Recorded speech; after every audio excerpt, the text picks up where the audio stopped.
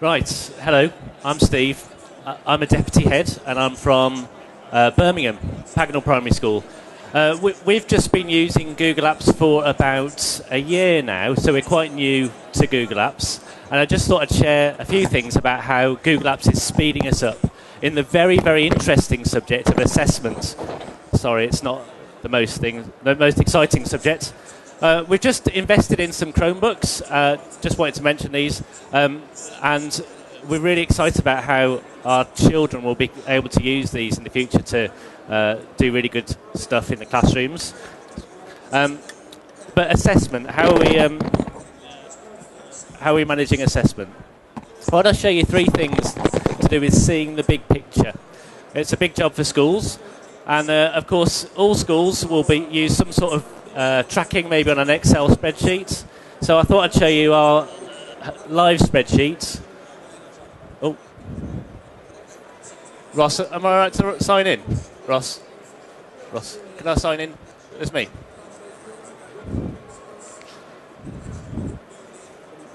Can I sign in to sign you out and sign me back in? Yeah. Okay. Excuse me while I just sign into our domain.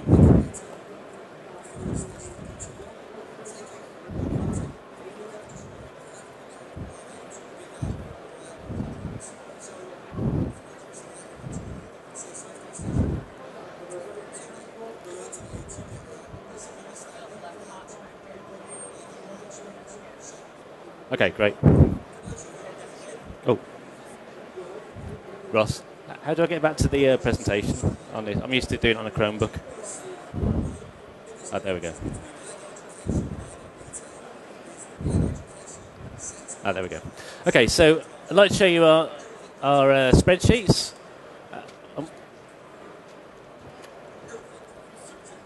Okay, our spreadsheets, and so this is real data that we've been using up to yesterday. This is our reading tracking data. See, I've blanked out the names there. You'll have seen loads of this sort of data before on Excel, but what I love about it is the share option up here. So I can share this with our senior leadership team, with our special needs coordinator, and she can pull out the data that she needs for her. She can edit it online. I can share that with the teachers, and we can work together really collaboratively and quickly without wasting time. So that helps us see the big picture. Ross, you're going to have to show me the button to get back to the... Oh, right, okay. Back to there. Got you. Okay, and then the next thing is actually seeing the data and sharing it with other people. So when an Ofsted inspector comes in, I want to be able to show it in an impressive way. So here's a really useful gadget that you get on spreadsheets that tells the story of some of our data. And I'm just going to show you how this works. I'll change that to time. And if I colour in, let's see how the boys are doing in my Key Stage 2 departments. And let's see, that was back in 2010, but let's go back to 2008 and see that the Year 6 started at a certain standard, and then the Year 5 boys started making progress in their reading, and here come the Year 4 boys, and look, the Year 4 boys are as good as the Year 5 boys at reading. How exciting, except that means that we need to put intervention into Year 5 because they're actually behind where they should be, and then the Year 3 boys come in to make progress. So I can tell the story quite quickly with this gadget of how progress is happening within the school, and talk about the interventions that come about as a consequence.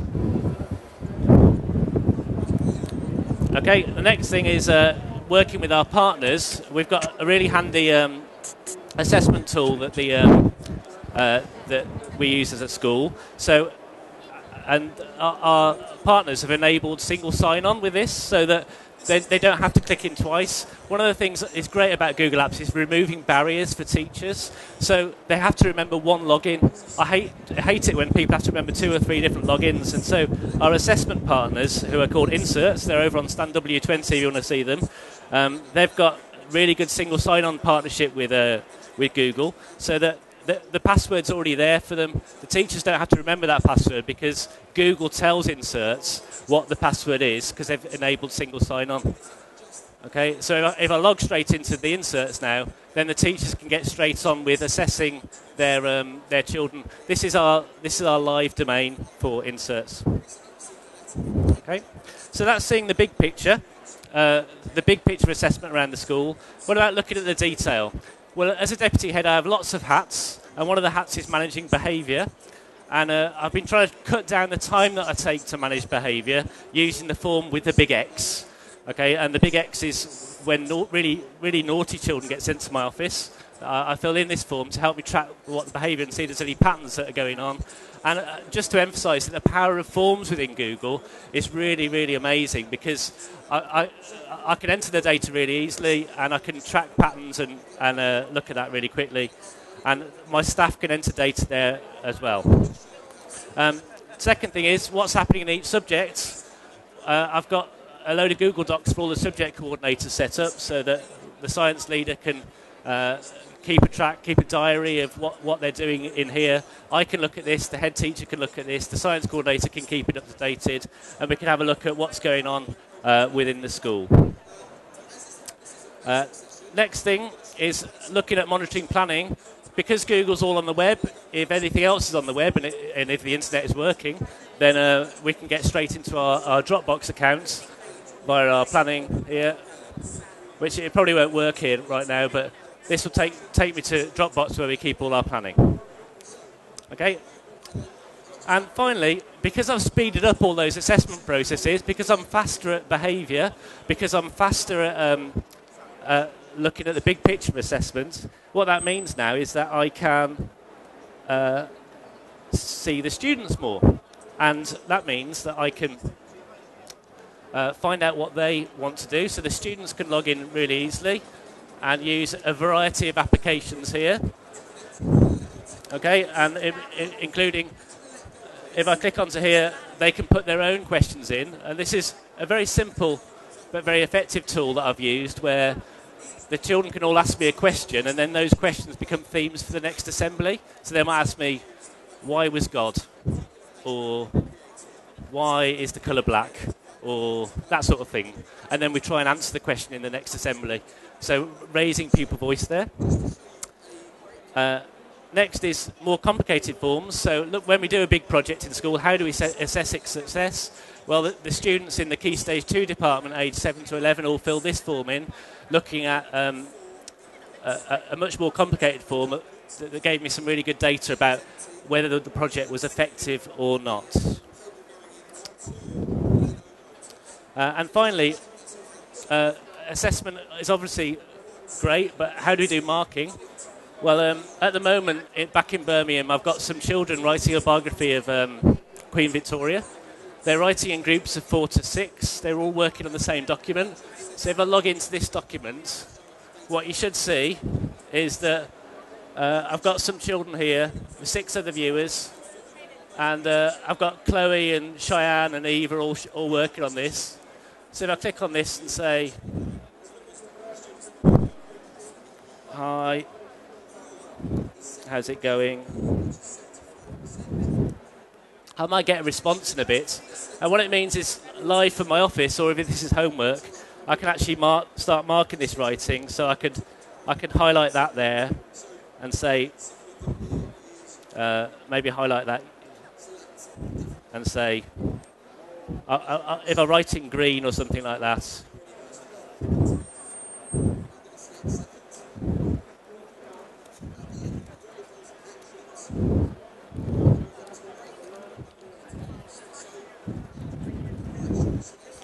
Okay, so I've got myself. Oh, I've made my own little spelling mistake there.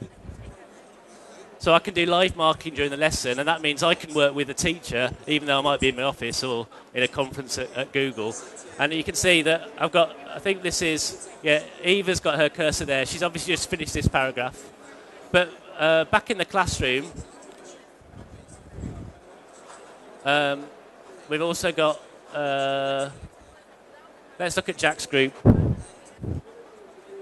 Oh, they've done different colours on their writing there. So you can see they've done this this writing here, and we've got Ben, Callum, and Jack all working on this one. back in their classroom. Hi, boys. Okay, and then we can start looking for mistakes to go in. And if I had time, I'd love to be able to hand you each a Chromebook and for you to try and mark in their work as well. Maybe you could do that sometime and join us at helping me mark all our children's work. That would certainly save a lot of effort for my teachers if you will help me with my marking. So that's me about done, I think. Let's have a look. Are there any questions? Please do come up. Thanks, mate. Finished. Yeah, thank you. Any questions?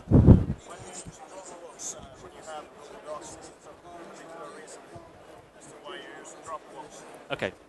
Yeah, so the question is why use Chromebooks with Google Docs? And one of the reasons is that they're really good at being managed with our domain. So I can actually show you an example of this if you'd like. If I go to our domain and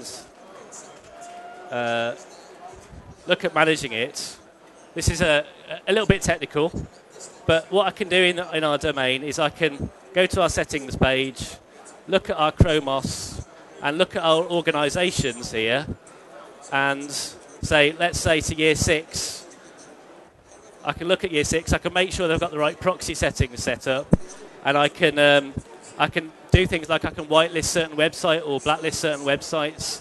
I can set the home page so that it always comes up to be the same thing, so that I can manage the experience on the Chromebooks much better than I can on any other device. So I've chosen Chromebooks because it fits with our Google Apps domain. Does that make sense? Okay. What? Oh, sorry. Okay, that was good too.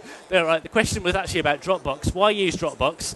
Well, Dropbox was just more helpful for the teachers to use, so that they could just drag in their Word document, because we're in a period of transition at the moment, working on lots of different media. So some people use Apple Mac, some people use Microsoft, some people are using Google Docs, and I didn't want to be really kind of demanding about you must do it this one way. Dropbox pulls it all in one place, and so that's why. Okay. Okay. Thank you.